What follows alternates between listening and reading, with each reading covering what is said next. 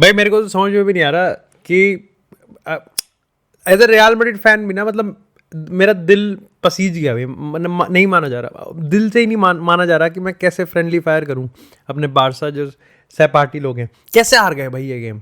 मतलब जिसने भी गेम देखा होगा ना वो ये कहेगा कि भाई इसमें तो आपको स्मोक और बारबेक्यू कर देना चाहिए था एथलेटिको मैड्रिड की टीम के। But this is like the prime Simeone तालिबानी और अलकायदा फुटबॉल की भाई लास्ट मिनट पे। और मैंने अपने चैनल पे एक हफ्ते पहले यही बात करी थी कि किस तरीके से ये क्रंच मोमेंट हो सकता है, कैनन इवेंट हो सकता है कि हंसी फ्लिक मेक और ब्रेक वाली डील पे जाएगा। समझ रहे हो, 6 पॉइंटर गेम आप अपने होम पे खेल रहे हो, आपका स्ट्राइकर इस पॉइंट ऑफ टाइम पे लाइक काफी खराब परफॉर्मेंस पे दे रहा है। ठीक है, लाइक डिस्पाइट जो पहले कैसे 12-14 गेम्स में जिस तरीके से पेल रहा था, लाइक बैलन डोर शाउट्स मिल रहे थे भाई लेवेंडोव्स्की को, लमिन यमाल, यहाँ पर रफीनिया। अब रफीनिया यहाँ पर सोल आदमी है कि भाई सिंगल हैंडेडली वो आदमी खेल रहा है। वो आदमी यहाँ पर सोल थ्रेट बना हुआ है किस तरीके से। लमीन यमाल आपके पास है नहीं अभी, आपके पास यहाँ पर लेवेंडोव्स्की परफॉर्म नहीं कर पा रहा है, आपकी जो हाई डिफेंसिव लाइन है वो एफिशिएंसी नहीं है। और ऐसे पॉइंट ऑफ टाइम पे जहां पर अगर एक महीने पहले से आप ये जो जितने भी फकअप करते हुए आ रहे हो डोमेस्टिक ला लीगा में, ये अगर आप नहीं करते तो आज कहीं ना कहीं आप एथलेटिको मैड्रिड को लेगनेस की नजरे से देख रहे थे, क्योंकि आप ऑलरेडी 11-15 पॉइंट आगे चले जाते। लेकिन आज ये आलम आ चुका है कि आप यहां पर 3 पॉइंट पीछे हो चुके हैं with Atletico have a game in hand. और रियल मैड्रिड को भी ज्यादा कोई खुश नहीं होना चाहिए, क्योंकि लास्ट टाइम जब कभी ऐसे रियल एथलेटिको मैड्रिड और बार्सिलोना में कोई कैनन इवेंट वाला मैच हुआ था उस टाइम पर मैड्रिड कुछ खास फायदा हुआ नहीं था। और ऐसे में आई थिंक ना ही मैड्रिड को कुछ खुशी होनी चाहिए ना ही बार्सिलोना को खुशी होनी चाहिए, क्योंकि बताता है कि एथलेटिको मैड्रिड कितना अच्छी फाइट दे सकती है। लेकिन आई थिंक यहां पर जिसको सबसे ज्यादा दुख होना चाहिए वो है आई थिंक पेड्री। भाई क्या परफॉर्मेंस दी है पेड्री ने। आई थिंक मेरी नजरों में पेड्री की वन ऑफ द बेस्ट और one of the most entertaining performance है, जहां पर आप एज अ राइवल फैन भी कुछ नहीं, बस आप ताली बजा सकते हो, आप कुछ नहीं कर सकते। उस आदमी ने सब चीज संभाली है, उस आदमी ने लाइक ड्रॉप करके गेम बनाया है, उस आदमी ने आगे आके फिनिश किया है, उस आदमी ने सारे पॉइंट्स कनेक्ट किए हैं, उस आदमी ने हर एक चीज की है।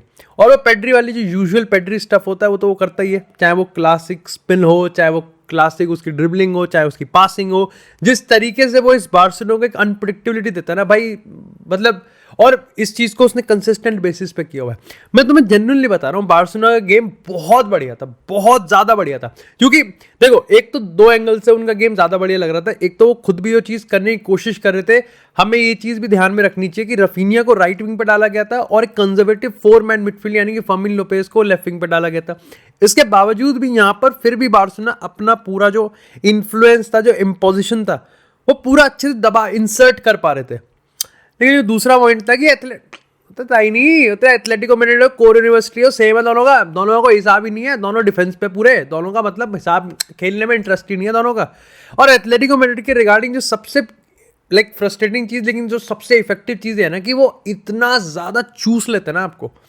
बट आज के गेम में मैं पर्टिकुलरली ये चीज कहूंगा कि it was not Atletico Madrid जो कि गेम को जबरदस्ती लाइक 90th मिनट तक 1-1 छोड़ के रखना चाहती थी। इट वॉज बार्सिलोना जिसने तय कर लिया था कि चाहे 2 चांसेस हो, चाहे 4 चांसेस हो, चाहे 6 चांसेस हो, साले बरी करेंगे ही नहीं।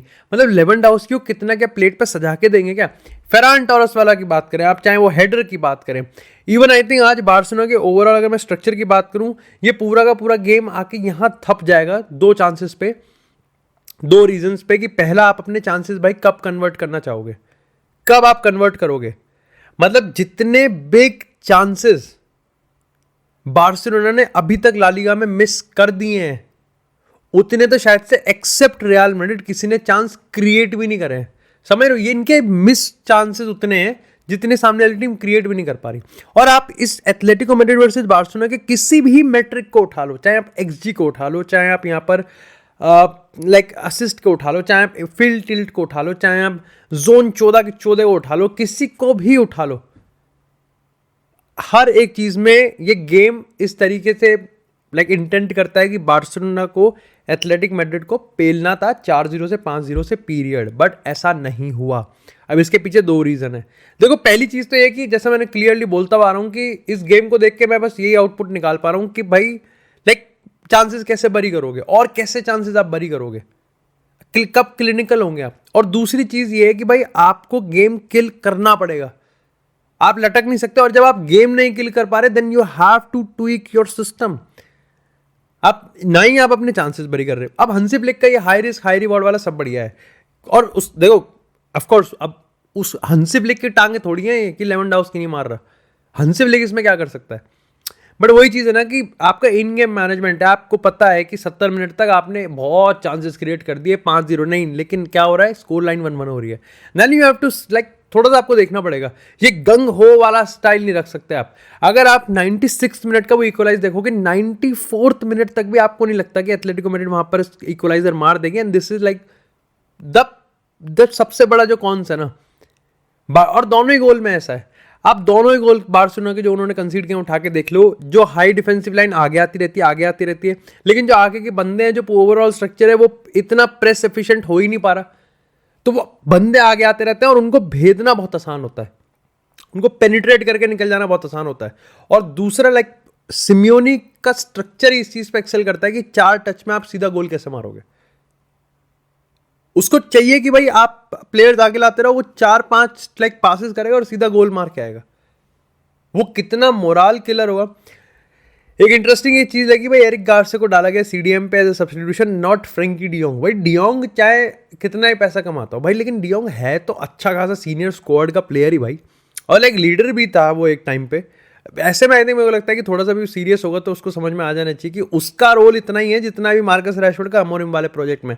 और दोनों ही प्लेयर्स को अपने पर्सपेक्टिव सोचना चाहिए कि दोनों ही अपने अपने प्राइम ईयर्स में जाने वाले हैं, और अगर वो इस तरीके से इस चीज़ पर डिप्लोमेसी और या फिर इस तरीके से वो ये ना कि हम तो बैठे बैठे खाएंगे और पैसा खाएंगे करेंगे, then it would be a problematic. तो फिर वहाँ पर प्रॉब्लम हो जाएगी थोड़ी सी। बार्सिलोना को थोड़ा सा देखना पड़ेगा, बट आई थिंक जिसको सबसे ज़्यादा देखना पड़ेगा वो हंसी फ्लिक का सिस्टम नहीं है, इट इज़ अ इशू।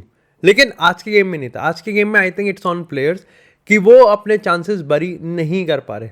और विदाउट लमीन यमाल इस टीम को एक जीत चाहिए थी, वो अभी तक नहीं आ रही है। एक कन्विंसिंग विक्ट्री अभी तक नहीं आ रही है, एक डोमिनेटिंग विक्ट्री अभी तक नहीं आ रही है। और ये हाई रिस्क हाई रिवॉर्ड वाला अब कहीं ना कहीं यहाँ पर हाई रिस्क लो रिवॉर्ड बनता जा रहा है। पर्टिकुलरली अगर यहाँ पर तुम खुद सोचो कि लाइक आज से 1 महीना पहले अगर ये होता, कितना फकअप कर चुके हैं यहाँ पर, और सारे ही वही कि 1-1, 1-0, 2-1। यहाँ पर बार्सिलोना को देखना पड़ेगा कि किस तरीके से वो गेम्स को किल करेंगे, खत्म करेंगे। खैर इसी से बात करते हैं यहाँ पर मैनचेस्टर सिटी एस्टन विला का, जो कि मैंने कल मॉल में बैठ के देखा। बट मैं तुम्हें एक चीज बताता हूँ, मेरे को अब इस चीज से प्रॉब्लम है कि पेप गार्डियोला किस तरीके से आके इस सिचुएशन को एड्रेस करता है।